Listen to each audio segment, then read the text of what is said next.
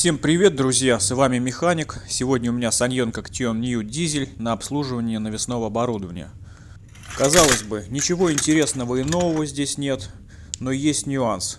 Ремень еле-еле снимается. Как положено, ослабил ключом натяжитель ремня, но ремень как струна.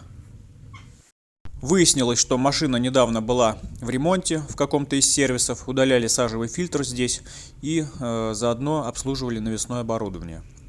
До сегодняшнего момента я думал, что я видел все. Оказывается, я был неправ. Уже столько лет марка Sanyon в России, а делать ее толком не научились. Вы посмотрите, как протянут ремень, это просто жесть.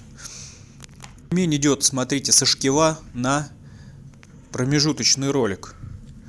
А он должен идти, вот, видите ролик натяжителя, на ролик натяжителя должен он идти со шкива. То есть у нас получается сейчас навесное оборудование работает без натяжителя. О, кстати, сажевый классно удалили, кожух не прикрутили. Нижний болт, и верхний тоже не прикрутили. Но сегодня речь не о том.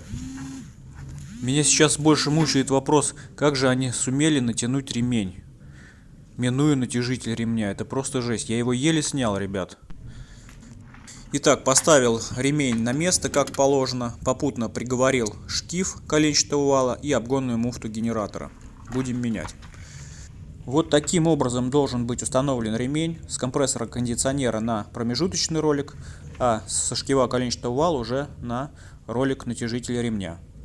Для тех, кому предстоит замена натяжителя ремня, но вы по какой-то причине не можете этого сделать или не хотите, вы на свой страх и риск можете воспользоваться методикой установки ремня от профессионалов предыдущего сервиса. Хотя лично я вам этого делать не советую, лишь в исключительных случаях доехать, допустим, до сервиса. На этом все, с вами был Механик.